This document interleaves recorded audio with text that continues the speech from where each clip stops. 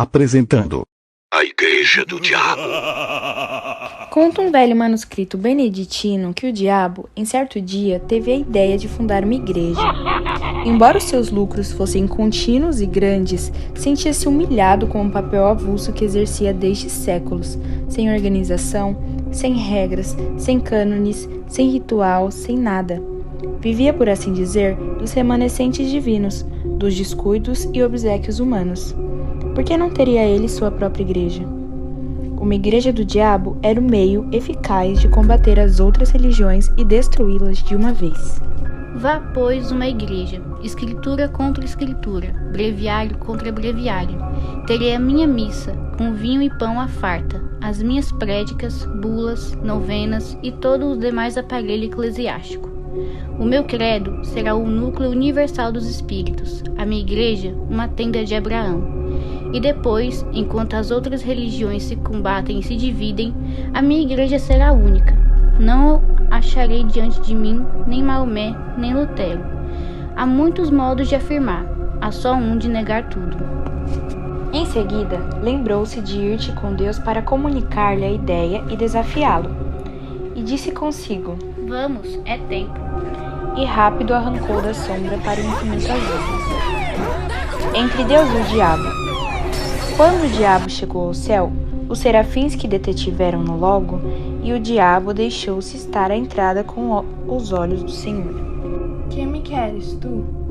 Perguntou este. Não venho pelo vosso servo Fausto, mas por todos os Faustos dos séculos e dos séculos. Explica-te. Vou edificar uma hospedaria barata. Em 2 palavras, vou fundar uma igreja. Estou cansado da minha desorganização, do meu reinado casual e adventício. É tempo de obter a vitória final e completa. E então vim dizer-vos isto, com lealdade, para que não me acuseis de dissimulação. Boa ideia, não vos parece? Vieste dizê-la, não legitimá-la. Tendes razão, mas o amor próprio gosta de ouvir os aplausos dos mestres. Verdade é que neste caso seria o aplauso de um mestre vencido, e uma tal exigência. Senhor, desço à terra. Vou lançar a minha pedra fundamental. Vai? Quereis que venha anunciar-vos o remate da obra? Não é preciso. Basta que me digas desde já por que motivo. Cansada tanto da tua desorganização, só agora pensaste em fundar uma igreja? O diabo sorriu com certo ar de escárnio e triunfo. Tinha alguma ideia cruel no espírito, algum reparo picante no alforje da memória, qualquer coisa que nesse breve instante da eternidade o fazia crer ser superior ao próprio Deus, mas recolheu o riso e disse: Só agora concluí uma observação, começada desde alguns séculos, e é que as virtudes, filhas do céu, são em grande número comparáveis às rainhas, cujo manto de veludo rematasse em franjas de algodão. Ora, eu proponho-me puxá-las para essa franja e trazê-las todas para a minha igreja. Atrás delas virão as de seda pura. Olhai bem, muitos corpos que ajoelham aos vossos pés, nos templos do mundo, trazem as anquinhas da sala e da rua. Os rostos tingem-se do mesmo pó. Os lenços cheiram aos mesmos cheiros. As pupilas centelham de curiosidade e devoção entre o livro santo e o bigode do pecado. Vede o ardor, a indiferença ao menos, com que esse cavalheiro põe em letras públicas os benefícios que liberalmente espalha, ou sejam roupas ou botas, ou moedas, ou quaisquer dessas matérias necessárias à vida.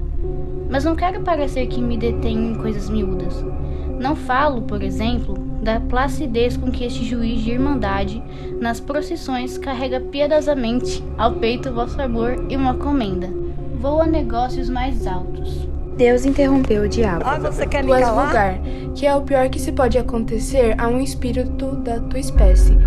Tudo o que lhe dizes ou digas está dito e redito pelos moralistas do mundo. É assunto gasto, e se não tens forças nem originalidade para renovar um assunto gasto, melhor que te cales e te retires. Olha, todas as minhas legiões mostram no rosto os sinais vivos de tédio que lhe dás. Esse mesmo ancião parece enjoado. E sabe tu o que ele fez? Já vos disse que não. Depois de uma vida honesta, teve uma morte sublime. Colhido em um naufrágio, ia salvar-se numa tábua, mas viu um casal de noivos, na flor da vida, que se debatiam já com a morte. Deus-lhe a tábua da salvação e mergulhou na eternidade. Nenhum público, água e o céu por cima. Onde achas aí a franja de algodão? Senhor, eu sou, como sabeis, o espírito que nega. Negas esta morte? Nego tudo. A misantropia pode tomar aspecto de caridade. Deixar a vida aos outros, para o misântropo, é realmente aborrecê-los. Vai, a tua igreja, chama todas as virtudes, recolhe todas as franjas, convoca todos os homens. Sai mas daqui, seu vai. demônio, morre! A boa nova aos homens. Uma vez na terra, o diabo não perdeu um minuto.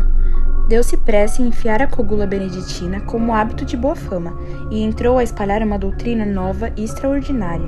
Ele prometia aos seus discípulos e fiéis as delícias da terra, todas as glórias, os deleites mais íntimos. Confessava que era o diabo, mas confessavam para retificar a noção que os homens tinham dele e desmentir as histórias que a seu respeito contavam as velhas beatas. Sim, sou o diabo, mas não o diabo das noites sulfúreas, dos contos soníferos, terror das crianças, mas o diabo verdadeiro e único, o próprio gênio da natureza. Sou o vosso verdadeiro pai, e eu vos darei tudo. Era assim que falava. A princípio, para excitar o entusiasmo, espertar os indiferentes, congregar em suma as multidões ao pé de si. E elas vieram. O diabo passou a definir a doutrina. A doutrina era que podia ser na boca de um espírito de negação. Isso quanto à substância, porque acerca da forma era uma das vezes sutil, outra cínica e deslavada. Clamava ele que as virtudes aceitas deviam ser substituídas por outras, que eram as naturais e legítimas. A soberba, a luxúria, a preguiça foram reabilitadas e assim também a avareza, que declarou não ser mais do que a mãe da economia, com a diferença que a mãe era robusta e a filha uma engalgada. A ira tinha a melhor defesa na existência de Homero. Sem o furor de Aquiles não haveria a Ilíada. O mesmo disse da gula, que produziu as melhores páginas de Rabelais e muitos bons versos do Isope. Virtude tão superior que ninguém se lembra das batalhas de Luculo, mas das ceias. Foi a gula que realmente fez o imortal. Quem negaria que era muito melhor sentir na boca e no ventre os bons manjares em grande cópia do que os maus bocados ou a saliva do jejum?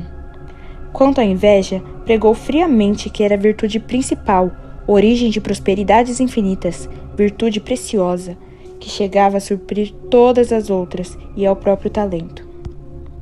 A propósito, a definição que ele dava de fraude. Chamava-lhe o braço esquerdo do homem, o braço direito era força, que uns fossem canhotos, outros destros. Aceitava todos, menos os que não fossem nada. A demonstração, porém, mais rigorosa e profunda foi a venalidade. A venalidade, disse o diabo, era o exercício de um diretor superior a todos os direitos. Se tu podes vencer a tua casa, o teu boi, o teu sapato, o teu chapéu, coisas que são tuas por uma razão jurídica e legal, mas que em todo caso estão fora de ti. Como é que não podes vender a tua opinião, o teu voto, a tua palavra, a tua fé, coisas que são mais do que tuas, mas porque são a tua própria consciência, isto é, tu mesmo? O diabo não se demorou em expor as vantagens de ordem temporal ou pecuniária. Depois, mostrou ainda que, à vista do preconceito social, conviria dissimular o exercício de um direito tão legítimo, o que era exercer ao mesmo tempo a venalidade e a hipocrisia, isto é, merecer duplicadamente. Não proibiu formalmente a calúnia gratuita, mas induziu a exercê-la, mediante retribuição, ou pecuniária, ou de outra espécie. Todas as formas de respeito foram condenadas por ele, como elementos possíveis de um certo decoro social e pessoal, salva a única exceção do interesse. O diabo que lhe cumpria cortar por toda a solidariedade humana, com efeito, o amor do próximo era um obstáculo grave à nova instituição. Chegou mesmo a demonstração de que a noção de próximo era errada, e citava essa frase de um padre de Nápoles, aquele fino e letrado Galiani: leve a breca ao próximo, não a próximo. A única hipótese em que ele permitia amar ao próximo era quando se tratasse de amar as damas alheias. Franjas e franjas. A previsão do diabo verificou-se. Todas as virtudes cuja capa de veludo acabava em franja de algodão, uma vez puxadas pela franja, deitavam a capa às urtigas e vinham alistar-se na nova igreja. Atrás foram chegando as outras, e o tempo abençoou a instituição. A igreja fundara-se, a doutrina propagava-se. Não havia uma região do globo que não a conhecesse, uma língua que não a traduzisse, uma raça que não a amasse. O diabo alçou brados de triunfo. Um dia, porém, longos anos depois, notou o diabo que muitos dos seus fiéis, às escondidas, praticavam as antigas virtudes.